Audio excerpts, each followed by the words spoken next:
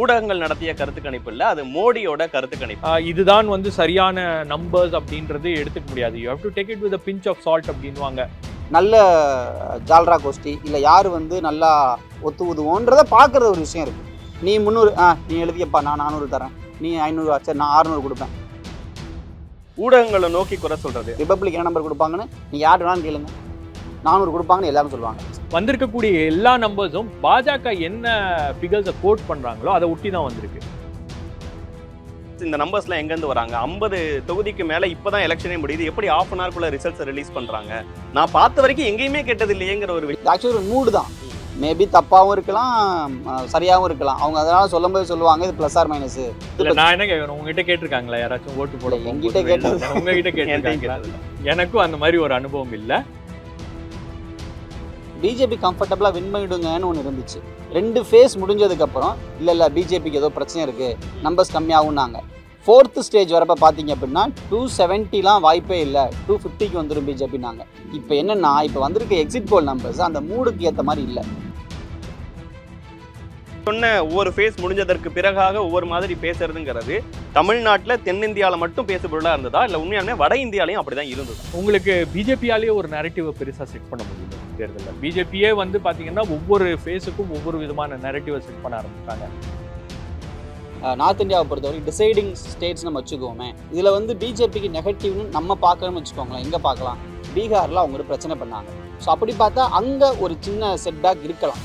ஆனால் பீகார்லையோ ராஜஸ்தான் மத்திய பிரதேசத்தில் என்னதான் அசம்பிளி எலெக்ஷனில் யார் ஜெயிச்சாலும் பார்லிமெண்ட் போல்ஸ் அப்படியே பிஜேபிக்கே போகும்.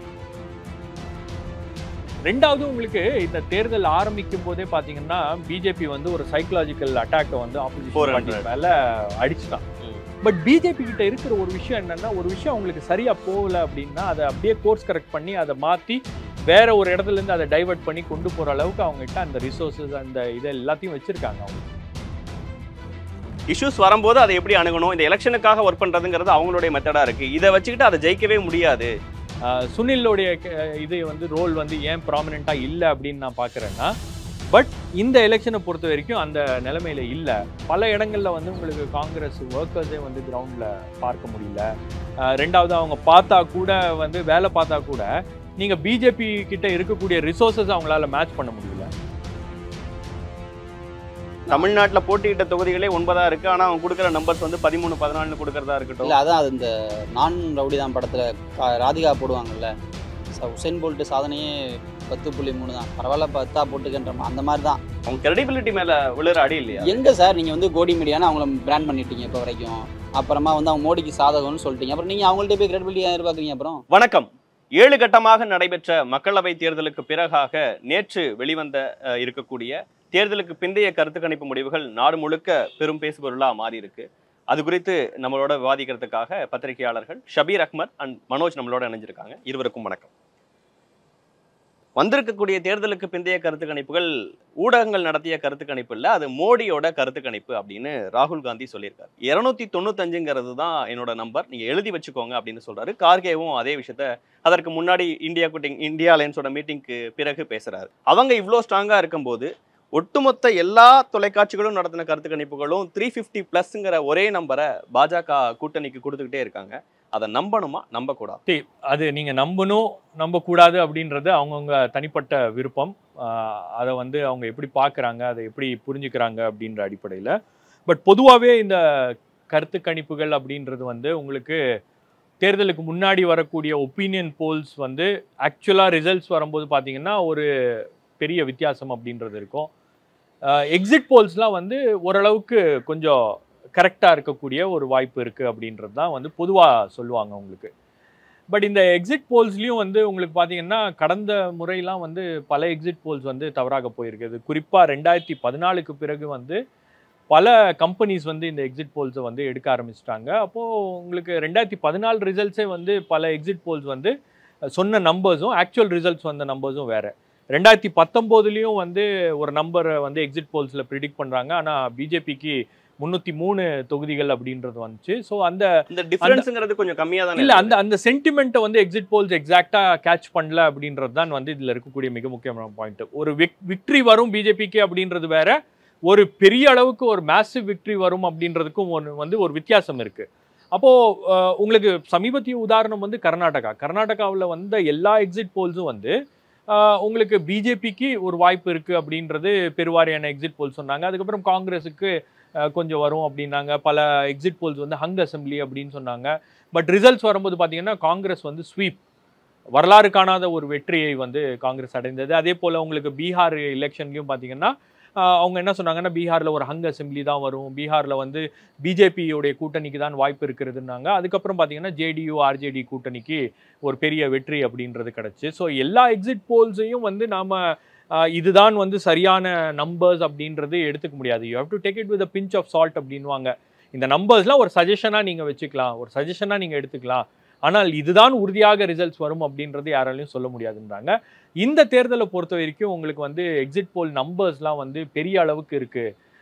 ஏன்னா பாஜக என்ன இலக்கை நிர்ணயித்திருக்கிறதோ கிட்டத்தட்ட அதே லெவலில் தான் இந்த எக்ஸிட் போல்ஸுடைய முடிவுகளும் வந்திருக்கு. 400 இவங்கெல்லாம் 350. இல்லை 370லேருந்து 400 அப்படின்னாங்க. 370 என்பது பாஜக, 400 என்பது ஒட்டுமொத்த கூட்டணிக்கு அப்படின்னும் போது ஒரு சில எக்ஸிட் போல்ஸ்லாம் வந்து 401 400 தாண்டிலாம் வந்து நம்பர்ஸை கொடுத்துருக்காங்க அப்படின்னும் போது இது சாத்தியமா அப்படின்ற ஒரு கேள்விதான் வந்து எழுகிறது.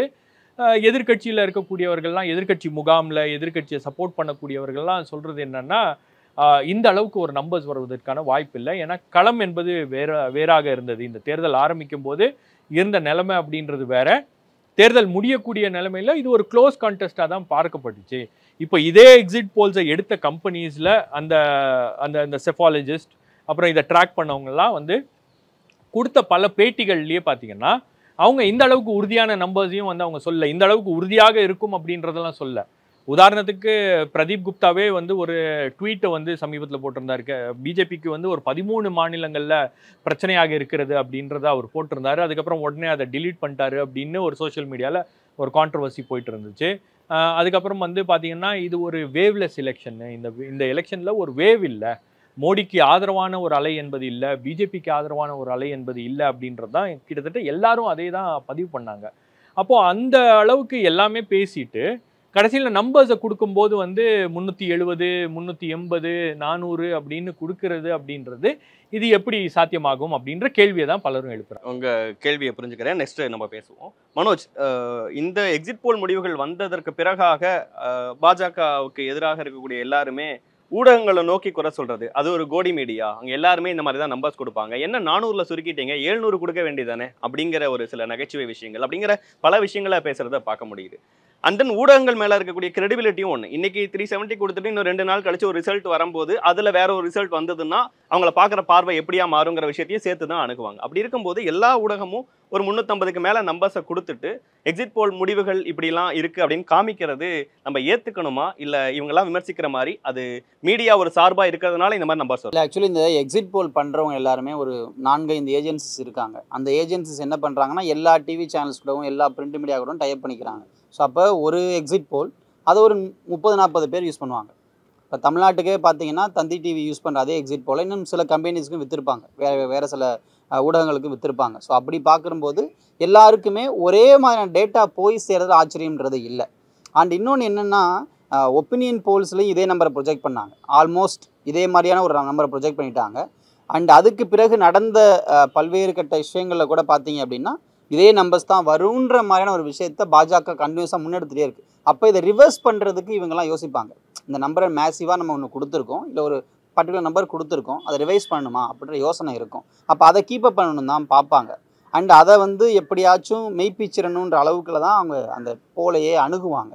அப்புறம் அவங்க எல்லாருமே பார்த்தீங்க அப்படின்னா ஆல்மோஸ்ட் பிஜேபியை வின் பண்ணுற நம்பர்ஸை கொடுத்துடணுன்றதில் கண்டிப்பாக உறுதியாக இருப்பாங்க. ஏன்னா ஒப்பீனியன் போல் வின் பண்ணாமல் கொடுத்துட்டோம், அப்போ வின் பண்ணுற நம்பர்ஸ் கொடுத்துருன்னு பார்ப்பாங்க.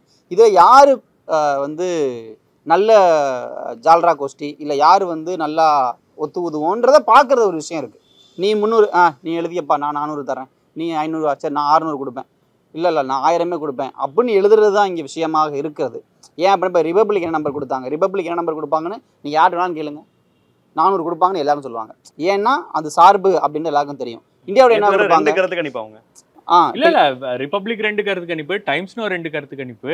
ஒரு சில சந்தர்ப்பங்கள்லாம் என்ன நடந்திருக்குன்னு பார்த்தீங்கன்னா ஒரு கருத்து கணிப்பு பாஜக ஜெயிக்குன்னு கொடுப்பாங்க, இன்னொரு கருத்து கணிப்பு காங்கிரஸ் ஜெயிக்குன்னு கொடுப்பாங்க. பட் இந்த போலில் பார்த்தீங்கன்னா உங்களுக்கு வந்திருக்கக்கூடிய எல்லா நம்பர்ஸும் பாஜக என்ன ஃபிகர்ஸை கோட் பண்ணுறாங்களோ அதை ஒட்டி தான் வந்திருக்கு.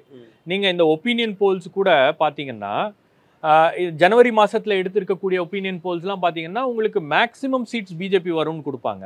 பட் என்னைக்கு வந்து பிரதமர் நரேந்திர மோடியும் பாஜகவும் வந்து அந்த 400 அப்படின்ற அந்த இலக்கை பற்றி பேச ஆரம்பித்தாங்களோ, 370 அப்படின்ற அந்த இலக்கை பற்றி பேச ஆரம்பித்தாங்களோ, முடிக்கும் போது இந்த ஏப்ரல் மாதத்தில் வந்த கருத்து கணிப்புகள் எல்லாமே பார்த்தீங்கன்னா உங்களுக்கு 370 அந்த மாதிரி தான் வந்து நம்பர்ஸை கொடுத்தாங்க. ஸோ மனோஜ் சொல்கிறதுல வந்து டேட்டா எடுக்கக்கூடிய அந்த டீம் வந்து வெவ்வேறு சேனல்ஸோ வெவ்வேறு ஏஜென்சிஸுக்கோ வெவ்வேறு மாதிரி இருக்கும். பட் அவங்க கலெக்ட் பண்ற டேட்டா வந்து கிட்டத்தட்ட ஒரே மாதிரியான ஒரு டேட்டா. இன்னொரு கேள்வியை தொடர்ந்து இந்த கருத்து கணிப்புகளை பாக்குறவங்க கேட்கறாங்க, நானும் தான் அதே ஃபீல்டுக்கு போறேன், என்கிட்ட இது வரைக்கும் கருத்து கணிப்புகள்னு சொல்லி நான் இதை போட போறேன்னு கேட்கறவங்க யாருமே இல்லாம இருக்காங்க. இந்த போல்ஸ் இந்த நம்பர்ஸ்லாம் எங்க இருந்து வராங்க? 50 தொகுதிக்கு மேல இப்பதான் எலெக்ஷனே முடியுது, எப்படி ½ அன் ஹவர்க்குள்ள ரிசல்ட்ஸ் ரிலீஸ் பண்றாங்க?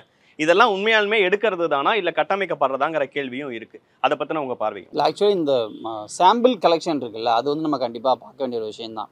ஏன் வந்து எல்லார்கிட்டையும் அவங்க வந்து கேட்க மாட்டாங்கன்னா, நீங்க எல்லார்கிட்டையும் போய் கேட்டீங்கன்னா அப்புறம் அதுவே ஒரு சொல்றது எல்லார்கிட்டையும் கேட்கணும்னு இல்ல, நான் பார்த்த வரைக்கும் எங்கேயுமே கேட்டது இல்லையேங்கிற ஒரு விஷயம் தான். இப்ப வந்து நான் என்ன கேட்கணும், உங்ககிட்ட கேட்டிருக்காங்களா யாராச்சும் ஓட்டு போட? என்கிட்ட கேட்டது, உங்ககிட்ட கேட்டிருக்காங்களா? எனக்கும் அந்த மாதிரி ஒரு அனுபவம் இல்ல, நிறைய பேருக்கும் வந்து அந்த மாதிரி கேட்டிருக்காங்க. அதனாலதான் ரிசல்ட் வந்திருக்கு. எங்கேயாச்சும் ஒரு இடத்துல ஒரு 1 லட்சம் பேர்ல 3 பேர்ட்ட கேட்பாங்க. ஸோ அப்படிதான் மொத்தமா இப்போ வந்து இங்க இந்த கான்ஸ்டிடுவன்சி முழுக்க ஒரு 12 லட்சம் பேர் இருக்காங்க அப்படின்னா அவங்க சாம்பிளே 6000 தான் இருக்கும். அப்போ 6000 பேர் சாம்பிளை வச்சுக்கிட்டு தான் நீங்க 12 லட்சம் பேர் என்ன மூடுன்றது ஆக்சுவலி ஒரு மூடு தான். மேபி தப்பாகவும் இருக்கலாம், சரியாகவும் இருக்கலாம். அவங்க அதனால சொல்லும்போது சொல்லுவாங்க இது ப்ளஸ் ஆர் மைனஸ், இங்கிட்டு 30 வச்சுக்கோங்க அங்கிட்டு 30 வச்சுக்கோங்க அப்படிம்பாங்க. ஸோ அந்த வகையில் தான் எடுத்திருப்பாங்க. பட் என்னன்னா எலெக்ஷன் ஆரம்பிக்கிறதுக்கு முன்னாடி ஒரு ஸ்டேஜ் இருந்துச்சு. அப்போ வந்து பிஜேபி கம்ஃபர்டபுளாக வின் பண்ணிடுங்கன்னு ஒன்று இருந்துச்சு. 2 ஃபேஸ் முடிஞ்சதுக்கப்புறம் இல்லை பிஜேபிக்கு ஏதோ பிரச்சனை இருக்குது, நம்பர்ஸ் கம்மியாகும்னாங்க. 4th ஸ்டேஜ் வரப்போ பார்த்தீங்க அப்படின்னா 270லாம் வாய்ப்பே இல்லை, 250க்கு வந்துடும் பிஜேபின்னாங்க. 5th ஃபேஸில் வந்து இல்லை பிஜேபி இன்னும் குறைய போகுது போல், அவங்க முடிஞ்சா ஒரு அலையன்ஸில் வரலாம், அலையன்ஸோட சேர்ந்து வேணா ஆட்சி அமைக்கலாம், ஆனால் அலையன்ஸே இல்லை அப்படி வந்துச்சு. ஸோ மூடுன்றது ஒவ்வொன்றா மாறிக்கிட்டே இருந்துச்சு. இப்போ என்னென்னா இப்போ வந்திருக்க எக்ஸிட் போல் நம்பர்ஸ் அந்த மூடுக்கு ஏற்ற மாதிரி இல்லை, அதாவது குறைஞ்சிரும்னு சொன்னதுக்கு ஏற்ற மாதிரி இல்லை, குறையாது.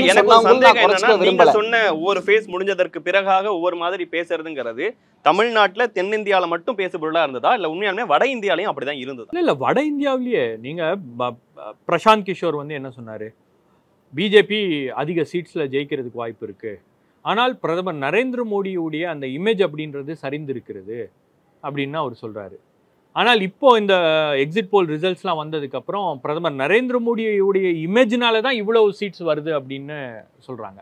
அப்போ அவர் கணித்தது தவறா அல்லது வந்திருக்கக்கூடிய நம்பர்ஸ் தவறா அப்படின்ற ஒரு கேள்வி வருது.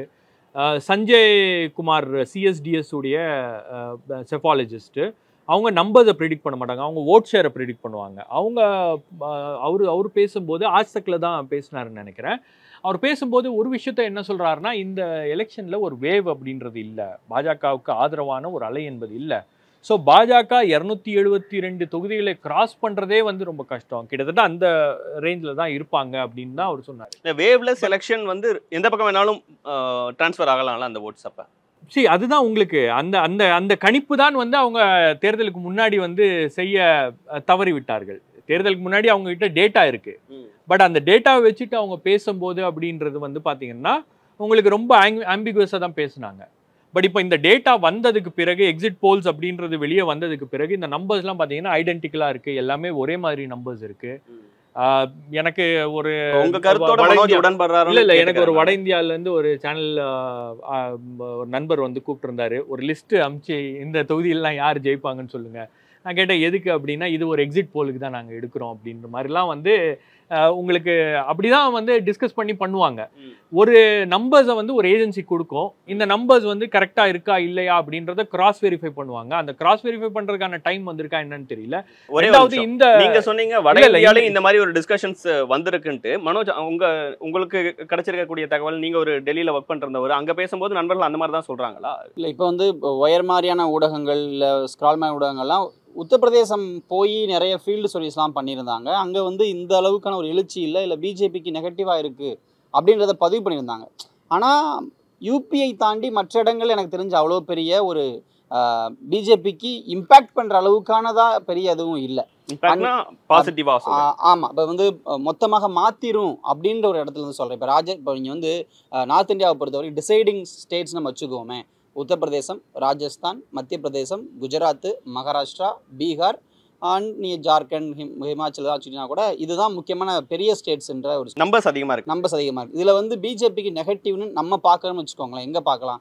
பீகாரில் அவங்க ஒரு பிரச்சனை பண்ணாங்க, நிதிஷ்குமார் இந்த பக்கம் இழுத்தாங்க. ஸோ மக்கள் மேலே ஒரு வெறுப்பு ஏற்படலாம் அப்படின்னு நம்ம நினைக்கலாம். ஓகேவா? ராஜஸ்தானில் ஆல்ரெடி அவங்க கவர்மெண்ட் தான் இருக்குது. மத்திய பிரதேசம் அவங்க கவர்மெண்ட் இருக்குது. இது ரெண்டுலேயும் அவங்க ரீசெண்டாக ஜெயிச்சிருந்தாங்க, ரொம்ப ரீசெண்டாக ஜான்வரியில் ஜெயிச்சிருந்தாங்க. ஓகேவா? ஸோ அதுக்கப்புறம் பார்த்தீங்கன்னா குஜராத் நம்ம வந்து என்ன பேசினாலும் சரி 26 ஸ்டேட்ஸ் அப்படியே கொடுக்கக்கூடிய ஒரு ஸ்டேட்டாக தான் எப்போவுமே இருந்துகிட்டே இருக்குது. அது இல்லாமல் பார்த்தீங்க அப்படின்னா மகாராஷ்டிராலையும் பீகார்லையும் மட்டும்தான் பிரச்சனையே. அங்கே வந்து மகா விகாஸ் அகாதின்னு ஒன்று அவங்க உருவாக்குறாங்க, சரத்பவார். பீகாரில் இங்கே அந்த மாதிரியான ஒரு ஸ்டேட்டஸ் இருக்குது. ஆனால் இந்த 2 ஸ்டேட்டுமே பார்லிமெண்ட் போலில் எப்படி ரியாக்ட் பண்ணுது அப்படின்றது ஒரு விஷயம். மகாராஷ்டிராவை பிரித்து பார்த்தீங்க அப்படின்னா சிவசேனாவோட சப்போர்ட் பிஜேபி எப்போவுமே ஸ்ட்ராங்காக இருந்திருக்கு. ஸோ அதை அவங்க நல்லாவே கெயின் பண்ணியிருந்தாங்க. ஸோ அப்படி பார்த்தா அங்கே ஒரு சின்ன செட்பேக் இருக்கலாம். ஆனால் பீகார்லையோ அந்த மாதிரி ஒரு செட்பேக் அவங்களுக்கு வந்து எனக்கு தெரிஞ்சு பெரிய லெவலில் இல்லை. அப்படி இருந்துச்சுன்னா 2019 நல்ல ஒரு ஃபேஸ் வேல்யூ வந்து தேஜஸ்விக்கு இருந்துச்சு. லாஸ்ட் அசம்பிளி எலெக்ஷன்லையும் பார்த்தீங்கன்னா அது வந்து ஒரு மாதிரி உருவாக இருந்துச்சு. ஆனால் பெருசாக அது ஹெல்ப் பண்ணவே இல்லை. ராஜஸ்தான், மத்திய பிரதேசத்தில் என்ன தான் அசம்பிளி எலெக்ஷனில் யார் ஜெயித்தாலும் பார்லிமெண்ட் போல்ஸ் அப்படியே பிஜேபிக்கே போகும். அப்போ இந்த ஒரு மக்கள் பிரித்து வாக்களிக்கிற ஒரு விஷயம் இருக்குல்ல, அது இந்த எலெக்ஷன்லையும் எப்படி மாறுமா அப்படின்ற கேள்வி எனக்குள்ள இருக்கு. அந்த ட்ரெண்ட் ஆக்சுவலி இருக்கு. மனோஜ் சொல்றது மாதிரி, அதாவது தேசிய தேர்தலுக்கு ஒரு விதமாக வாக்களிப்பதும் மாநில தேர்தலுக்கு ஒரு விதமாக வாக்களிப்பதும் வந்து ஒரு பேட்டர்னாக இருக்கிறது. கர்நாடகாவிலையும் கிட்டத்தட்ட அதே மாதிரி ஒரு பேட்டர்ன் இருக்கிறது. தமிழ்நாடு மட்டும்தான் வந்து அந்த பேட்டர்ன் அப்படின்றது மாறி இருக்கிறது. அப்போ உங்களுக்கு அந்த மாதிரி வந்து ஒரு ஃபேஸ் வேல்யூ இருக்கக்கூடிய ஒரு லீடரு, அதாவது இவர் தான் பிரதமராக வருவார் அப்படின்னு ஒரு ஐடென்டிஃபை பண்ணக்கூடிய ஒரு இடத்துல இருந்து வாக்காளர்கள் பார்க்குறாங்களா அப்படின்னா, இந்த நம்பர்ஸ் எல்லாம் பார்க்கும்போது அந்த விஷயத்தை வந்து உறுதியாக எதிர்கட்சிகளுக்கு யார் பிரதமர், என்டிஏக்கு ஒரு பிரதமர் இருக்கிறார், மோடி இருக்கிறார், அதனால் அவர் மீதான அந்த நம்பகத்தன்மை என்பது அதிகமாக இருக்கிறது அப்படின்னு தான் ஆர்கியூ பண்ணுறாங்க. ரெண்டாவது விஷயம் உங்களுக்கு பார்த்தீங்கன்னா, இந்த எலெக்ஷனை பொறுத்த வரைக்கும் வந்து நான் ஏற்கனவே சொன்னது போல் இது வேவ் இல்லை அப்படின்னா கூட உங்களுக்கு பிஜேபியாலேயே ஒரு நரேட்டிவை பெருசாக செட் பண்ண முடியல இந்த தேர்தலில். பிஜேபியே வந்து பார்த்தீங்கன்னா ஒவ்வொரு ஃபேஸுக்கும் ஒவ்வொரு விதமான நரேட்டிவை செட் பண்ண ஆரம்பிச்சிட்டாங்க. கடைசியில் ஒரு யூனிஃபைடு நரேட்டிவ் அவங்களுக்கு இல்லை. இந்தியா முழுவதும் பேசுகிற அளவுக்கு ஒரே நரேட்டிவ் அவங்களால செட் பண்ண முடியல அப்படின்னோடனே அந்தந்த மாநிலங்களுக்குள்ளே போய் மைக்ரோ நரேட்டிவ், ஸ்டேட்டுக்கு ஏற்ற மாதிரி நரேட்டிவை வந்து ஒரிசானா விகே பாண்டியன் அட்டாக் பண்ணுறது, யூபினா தமிழர்களை போய் பேசுறது, முஸ்லீம்களை போய் பேசுறது, அதுக்கப்புறம் ராஜஸ்தானில் வந்து முஸ்லீம்களை பற்றி பேசுறது, அப்புறம் மற்ற மாநிலங்களில் போய் அந்தந்த மாநிலங்களுக்கு ஏற்ற மாதிரி என்ன இம்பேக்ட் பண்ணுமோ அந்த விஷயங்களை வந்து பேச ஆரம்பிச்சிட்டாங்க. அப்போ கிட்டத்தட்ட பாஜகவுடைய அந்த கேம்பெயின்லேயே வந்து ஒரு விதமான மாற்றம் தேர்தல் நடக்கும் போதே அந்த மாற்றத்தை வந்து நம்மளால உறுதியாக பார்க்க முடிஞ்சிச்சு.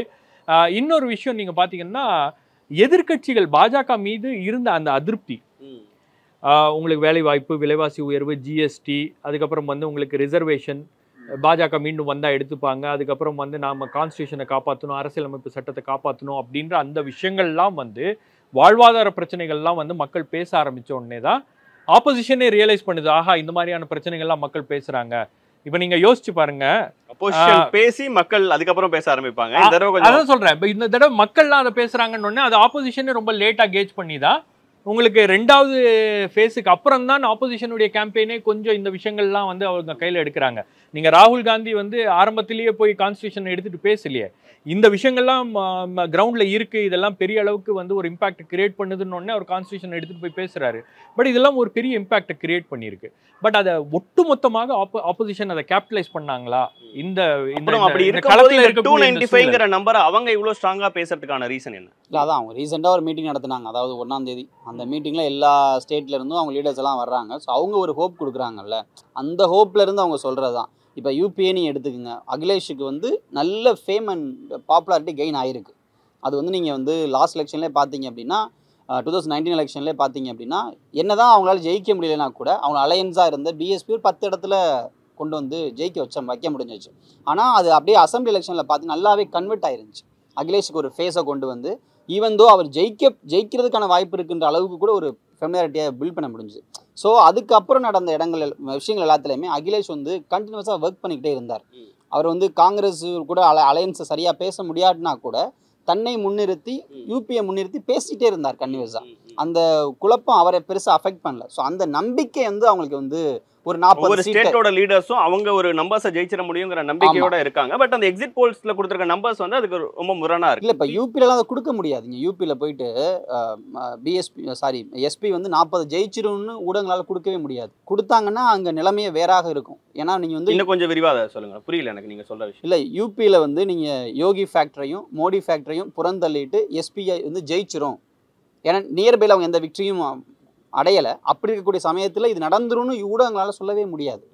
ஏன்னா அது எனி டைம் ரிவர்ஸ் ஆகிடும்.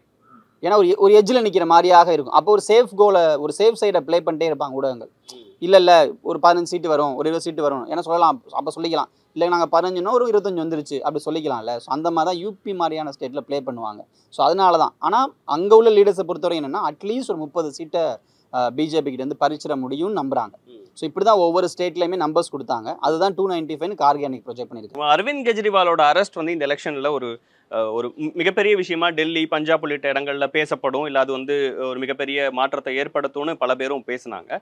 பட் எக்ஸிட் போல்ஸ்ல அங்க டோட்டலா 0 தானே காமிக்குது. அதெல்லாம் எப்படி? அரவிந்த் கெஜ்ரிவாலுடைய கைது இந்த எலெக்ஷனில் ஆப்போசிஷன் பார்ட்டிஸ்க்கு ஒரு கேம்பெயினுக்கான ஒரு மொமெண்டத்தை வந்து கொடுத்துச்சு. அதுக்கப்புறம் தான் அரவிந்த் கெஜ்ரிவாலுடைய கைதுக்கு பிறகுதான், ஹேமந்த் சோரனுடைய கைதுக்கு பிறகுதான் வந்து சர்வாதிகாரம் இந்த நாட்டில் வந்து மேலோங்க போகிறது அப்படின்ற அந்த கேம்பெயின்லாம் வந்து அவங்க கொண்டு வந்தாங்க, ஒரு நரேட்டிவை கொண்டு வந்தாங்க. உச்சநீதிமன்றம் அவருக்கு இன்ட்ரீம் பெயில் கொடுத்ததுக்கு பிறகு, அவர் வெளியே வந்ததுக்கு பிறகு உங்களுக்கு அந்த மொமெண்டமை வந்து ஆம் ஆத்மி பார்ட்டியும் காங்கிரஸும் அதை கேபிட்டலைஸ் பண்ணுற அளவுக்கு இல்லை அப்படின்னு தான் பார்க்குறேன். அது பெரிய அளவுக்கு ஒரு இம்பேக்டை கிரியேட் பண்ணல அப்படின்னு தான் நான் பார்க்குறேன்.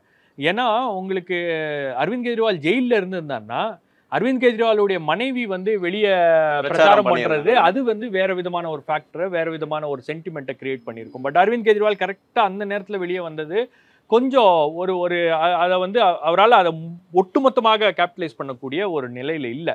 ரெண்டாவது உங்களுக்கு இந்த தேர்தல் ஆரம்பிக்கும் போதே பார்த்தீங்கன்னா பிஜேபி வந்து ஒரு சைக்கலாஜிக்கல் அட்டாக்கை வந்து ஆப்போசிஷன் மேலே அடிச்சிட்டான். 400 அப்படின்னொடனே இவங்க 400 வந்துட போகிறாங்க, ஏதோ ஒரு பெருசாக பிளான் பண்ணியிருக்காங்க அப்படின்ற அந்த மனநிலைக்கு போயிட்டாங்க. அவங்க தோல்வி அடையக்கூடிய ஒரு மனநிலையிலிருந்து அவங்க வந்து ஒரு தேர்தலை சந்திக்கிறாங்க. நீங்கள் அதை புரிஞ்சுக்கணும். அவங்க 400ங்கிற நம்பர்ல இருந்து பேசிக்கிட்டு இருக்காங்க, எலெக்ஷன் அணுகுறாங்க. இவங்க வந்து பிஜேபியோ அல்லது என்டிஏ கூட்டணிக்கோ அவங்க ஸ்டார்ட் பண்றதே பாத்தீங்கன்னா ஒரு தேர்தல் வந்து ஒரு 140 தொகுதி அவங்களுக்கு அஷோர்ட். அவங்க அங்க போட்டியிட்டாலும் அந்த 140 தொகுதி அந்த ஹிந்தி ஹார்ட்லேண்ட்ல இருக்கக்கூடிய அந்த டாமினன்ஸை வந்து யாராலையும் வந்து பிரேக் பண்ண முடியல. அப்போ அந்த இடத்துல இருந்து அவங்க எலெக்ஷனை ஸ்டார்ட் பண்றாங்க. மற்ற கட்சிகள்லாம் வந்து பாத்தீங்கன்னா உங்களுக்கு வந்து காங்கிரஸ் வந்து ஒரு 50 சீட்ல இருந்தா அந்த 50 சீட்டும் உறுதியாக இல்லை, அதுவும் வந்து கஷ்டப்பட்டு ஜெயிக்க வேண்டிய ஒரு கட்டாயத்துல தான் காங்கிரஸ் இருக்காங்க. அப்போ இந்த அளவுல தான் அந்த எலெக்ஷனுடைய அந்த ஸ்டார்ட் அப்படின்றது இருக்கு.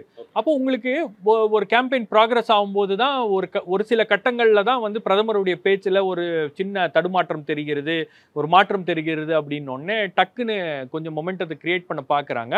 பட் பிஜேபி கிட்ட இருக்கிற ஒரு விஷயம் என்னன்னா, ஒரு விஷயம் அவங்களுக்கு சரியா போகல அப்படின்னா அதை அப்படியே கோர்ஸ் கரெக்ட் பண்ணி அதை மாற்றி வேற ஒரு இடத்துல இருந்து அதை டைவர்ட் பண்ணி கொண்டு போற அளவுக்கு அவங்க கிட்ட அந்த ரிசோர்சஸ் அந்த இதை எல்லாத்தையும் வச்சிருக்காங்க அவங்களுக்கு. இன்னொரு விஷயம் தொடர்ந்து பேசிட்டே இருக்கிறது, பிஜேபி எலெக்ஷனுக்கான விஷயத்த தொடர்ந்து செஞ்சுக்கிட்டே இருப்பாங்க. பட் காங்கிரஸ், இந்தியா கூட்டணிங்கிறவங்க இந்த இஷ்யூஸ் நீங்க சொல்ல மாதிரி இஷ்யூஸ் வரும்போது அதை எப்படி அணுகணும், இந்த எலெக்ஷனுக்காக ஒர்க் பண்றதுங்கிறது அவங்களுடைய மெத்தடா இருக்கு. இதை வச்சுக்கிட்டு அதை ஜெயிக்கவே முடியாது.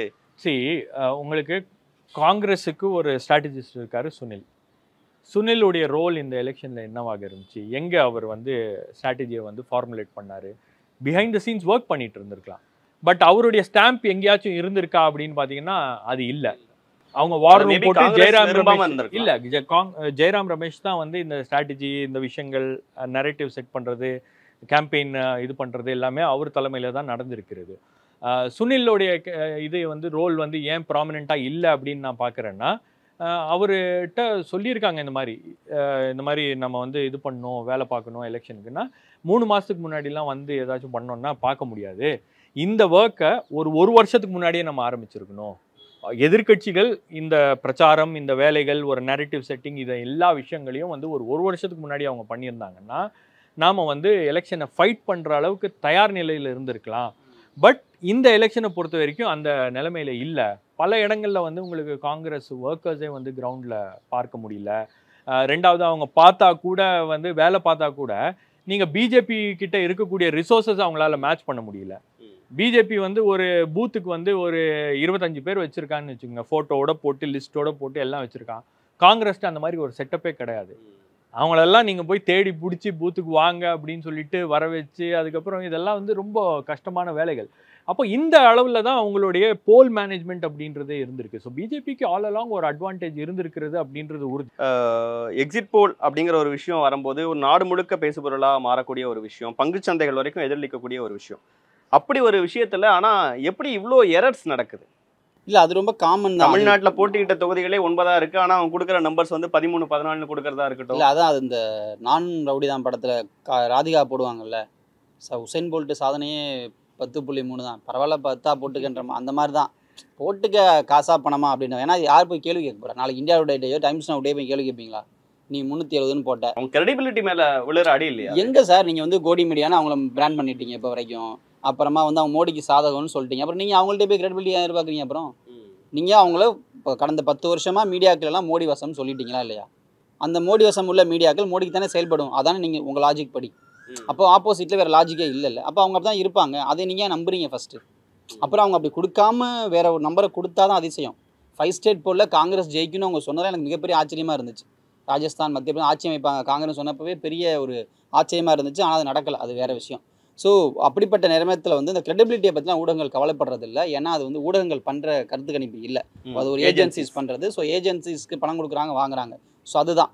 பட் என்ன ஊடகத்தில் இருக்கவங்களுக்கு காங்கிரஸ் 200 தொகுதியில் போட்டியிட்டது அப்படிங்கிற ஒரு விஷயம் கூட தெரியாமல் இந்த ஒரு ரிசல்ட்டை ரிலீஸ் பண்ணுறாங்களேங்கிற ஒரு இப்போ நேற்று ரிப்பப்ளிக்ல வந்த சர்வேல தான் தமிழ்நாட்டில் பாஜகவுக்கு 31%, 32% வந்து ஓட் ஷேர் இருக்கு அப்படின்னு வருது. ரிப்பப்ளிக் எடுத்த சர்வேல கிடைச்சிருக்கலாம். இல்ல அதான் சொல்றேன் நான். இப்போ ரிப்பப்ளிக் ஆஃபீஸ்லயே அவங்க எடுத்திருந்தா கூட அந்த நம்பர்ஸ் வந்திருக்கலாம். பட் இது சர்வேயா நாங்க மக்கள்கிட்ட போய் எடுத்தோம் அப்படின்னு அதை ப்ரொஜெக்ட் பண்றாங்க. அதிமுக தமிழ்நாட்டில் இருக்கக்கூடிய ஒரு எதிர்கட்சி, கிட்டத்தட்ட அவங்களுக்கு வந்து 60க்கு மேல எம்எல்ஏஸ் இருக்காங்க, ரொம்ப ஸ்ட்ராங்கா இருக்கக்கூடிய எதிர்கட்சி. அந்த கட்சிக்கு வந்து 16% தான் ஓட் ஷேர் வரும் அப்படின்றாங்க. அப்போ இதெல்லாம் வந்து ஒரு நரேட்டிவ் செட்டிங் எக்ஸசைஸ் தான். நீங்க இந்த ரிசல்ட்ஸ் வந்து ஆக்சுவல் ரிசல்ட்ஸ் வரும்போது முற்றிலும் மாறுபட்டு வரலாம். நீங்க 2004ல எல்லா ஒப்பீனியன் போல்ஸும் எல்லா எக்ஸிட் போல்ஸும் பாஜக தான் ஆட்சி அமைக்கும் அப்படின்னு சொன்னாங்க. கிட்டத்தட்ட பாத்தீங்கன்னா 350லேருந்து 370 சீட்ஸ் வரைக்கும் அப்பவே கொடுத்தாங்க. ஆனால் ஆக்சுவல் ரிசல்ட்ஸ் வரும்போது பாஜக 181 தொகுதிகளில் தான் ஜெயிக்க முடிஞ்சிச்சு. ஸோ அதனால இந்த ரிசல்ட்ஸ் வந்து அப்படியே வரும் அப்படின்றதும் நம்ம சொல்ல முடியாது. பட் ஏதோ ஒரு இதில் உங்களுக்கு அது மாற்றங்கள் இருக்கலாம். நிறைய இடங்கள்ல நீங்க பேசும்போது கமெண்ட்ஸ்ல வர கேள்விகளுக்கு பதில் சொல்லிருங்க. ஜூன் 4 உங்களுடைய பேட்டிகளுக்கு வெயிட் பண்ணிருக்கோம். அன்னைக்கு வந்து நீங்க என்ன கதற போறீங்க? இருக்க போறோம் வேற எங்க இது. அதாவது எல்லாரும் சொல்றாங்க ஜூன் 4 நீ கதறுவடா, நான் வந்து அதை பார்க்கணும்டா அப்படின்னு கமெண்ட்ஸ்ல போட்டே இருக்காங்க. ஜூன் 4 இருந்தாலும் சரி, ஜூலை 4 இருந்தாலும் சரி, நாங்க இதே வேலையை தான் தொடர்ந்து செய்ய போறோம். லைவ் இருக்கு. சோ எல்லாரும் ஆமா, அன்னைக்கும் ஜாயிண்ட் லைவ் இருக்கு. Debate and news minute Tamil இணைந்து அந்த தேர்தல் ரிசல்ட்ஸை வந்து நம்ம அனலைஸ் பண்றோம். ஸோ அதை நாங்க செய்வோம். என்ன நம்மளால வந்து அந்த ட்ரெண்ட்ஸை வந்து ஃபாலோ பண்ணிட்டு அந்த ட்ரெண்ட்ஸுக்கு ஏற்ற மாதிரி என்ன நிலவரமோ அது சொன்னோம். யாருமே வந்து எக்ஸிட் போல்ஸ் மாதிரி நம்ம நம்பர்ஸ் எல்லாம் ப்ரிடிக்ட் பண்ணல. பட் இருந்தாலும் வந்து உங்களுக்கு இந்த ட்ரெண்ட்ஸையும் தாண்டி பாஜக பயங்கரமான ஒரு நம்பர்ஸ்ல அவங்க வெற்றி பெறுறாங்க அப்படின்னும் போது மக்களின் தீர்ப்பு ஏத்துக்கிட்டு ஆகணும். இல்ல உங்களுக்கு பெரிய பெரிய சேனல்ஸே அந்த விஷயத்த வந்து பார்க்கலையா அவங்க. நாம வந்து தமிழ்நாட்டில இருந்து ரிப்போர்ட் பண்றோம். தமிழ்நாட்டுல உறுதியா சொல்ல முடியும் இந்த நம்பர்ஸ் தான் வரும் அப்படின்றது உறுதியா சொல்ல முடியும். இதை மாத்தி வேற யாராச்சும் சொன்னாங்கன்னா சொல்லிடலாம் இந்த ரிப்போர்ட் தப்புங்க, இந்த நம்பர்ஸ் தப்புங்க. இல்ல இங்கேயே சொல்றாங்களே சென்னையில பிஜேபி ஒரு இடத்தை வெற்றி பெறும்னு இங்கேயே சொன்னாங்க. 18% இங்க இருந்து என்ன சொல்றாங்களோ அதை தான் அவங்க இங்க இருந்து சொல்றாங்க. அவ்வளவுதான் விஷயம். அவங்க யார்கிட்ட கேட்கறாங்க, யார்கிட்ட பேசுறாங்கன்றதை பொறுத்து இருக்கு. பட் உங்களுக்கு ஃபைனல் ரிசல்ட்ஸ் வரும்போது ஒரு மாற்றம் அதில் இருந்துச்சுன்னா அதை எப்படி மேனேஜ் பண்ண போறாங்க அப்படின்றத நம்ம பார்க்கணும். ஜூன் 4 என்ன முடிவுகள் வரப்போகுதுன்னு பொறுத்து வந்து பார்ப்போம். இவ்வளோ நேரம் உங்கள் நேரத்தையும் கருத்துக்களையும் பகிர்ந்து கொண்ட இருவருக்கும் மிக்க நன்றி.